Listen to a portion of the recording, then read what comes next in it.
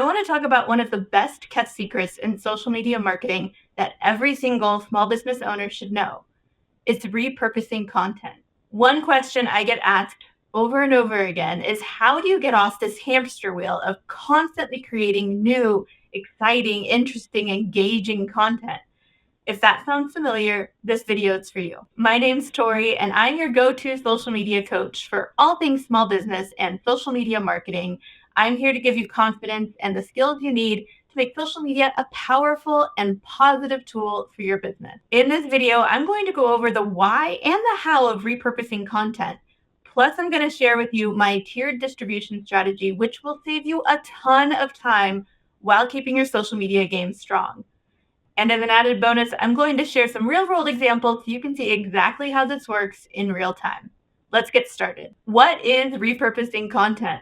Well, it's all about taking one piece of content and then adapting it to different formats or platforms or audiences. Basically getting the most that you can out of this one piece of content that you've worked so hard on. For example, let's say you create a long-form video like this one on YouTube. We don't want to just post this one video and let it die here. We want to be able to redistribute this content in different formats. So maybe taking clips to post as reels, or creating text copy to go on a blog, or you could create text images on Canva and post that to social media as well. Those are just a few examples. We're going to get into a lot more real-world examples in a little bit. Repurposing content was a big theme at Social Media Marketing World in 2024, and I want to talk about why. There are 4 reasons why repurposing content is really important for any small business. First, it maximizes your return on investment.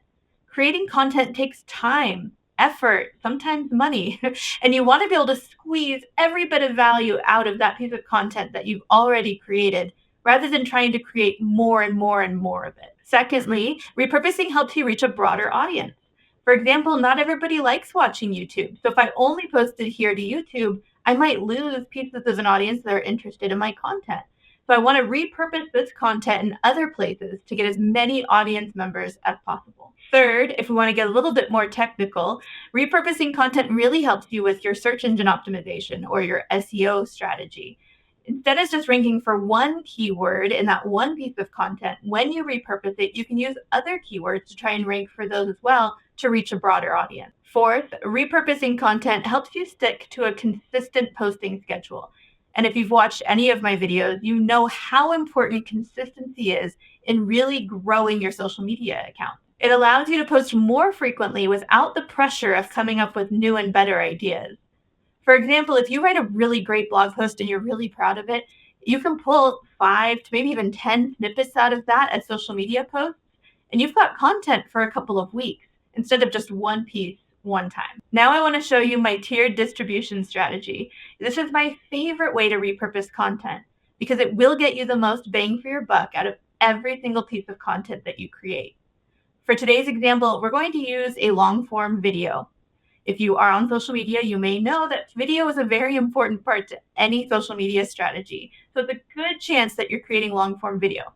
If you haven't yet, you might after this, because I'm going to show you how you can break it down to get a ton of content. So the first step is we're going to create a long-form video. This can be 5 to 10 minutes. It should have a lot of really good stuff in it, whether it's educational or entertainment, good little clips that you can pull out from these 5 to 10 minutes. Then we're going to take those really compelling clips from that long-form video and create reels, shorts, TikTok videos, any kind of vertical video content where it's really easy to watch on your phone. And we want to clip those to about 60 seconds. They can be a little bit longer on some of those platforms. But we want it to be short and biteable and get people really interested in you, wanting to find out either more about you and your business, or make them want to go watch the full video that you've posted somewhere else. And then we're going to create images out of some of the text of the video. In other words, we'll have a visual background with a quote on top of it. One of my favorite ways to do this is on Instagram by creating a carousel.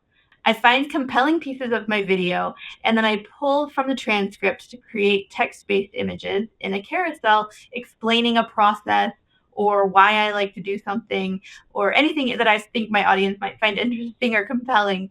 And that's another way to get the information out for people who may not want to sit and scroll through videos or watch videos at all. Stepping away from the visual aspect, we can create text-based posts on Threads or Facebook or LinkedIn where there is no image. You're just pulling quotes directly from the video to share with your audience. And the last step here kind of leads away from social media a little bit, but it's important to keep in mind if you have other ways of communicating with your audience. You can embed the full video on your website. You can transcribe the video into a blog. You can add the text from the video to an e-newsletter, or you can share it with your partners to share on their social media channels. If you've learned one thing from this video, will you please hit the like button? It helps me know that content like this is helpful and to create more like it. And if you have learned 2 things from this video, if you haven't already, will you please subscribe? It's a free, easy way to support content creators like me. It makes my heart happy and it helps me continue to create videos like this. And I appreciate any support you can give. Let's talk about a few other ways to repurpose content besides starting with a long form video in that tiered distribution system we just talked about. One way could be starting with a blog post. If you've written a long form blog post and you really like it, obviously you can steal some of the ideas from the tiered distribution strategy, right? We can create quote images and carousels based off of that.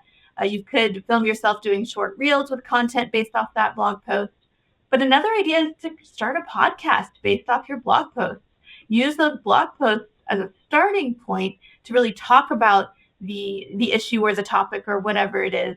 And you can invite other people to talk with you about it. You're getting even more bang for your buck with this idea you've had that's been really engaging. Another repurposing idea is to use user-generated content.